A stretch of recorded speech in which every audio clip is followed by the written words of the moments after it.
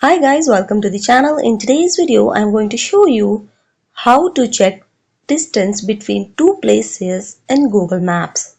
So let's get right into it. First of all, we have to open up Google Maps.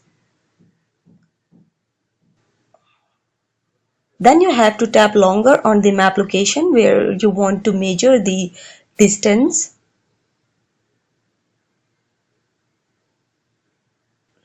Once you will pin the location, then this type of pop-up will be appear on the screen. You have to scroll up this pop-up and here you will see measure distance. And that's it guys. You can see the measurement of this location on the screen. And you can add multiple points by pressing add point. So that's it guys. How to check distance between two places on Google Maps. If this video helped you out, give it a like and subscribe. See you guys in the next one.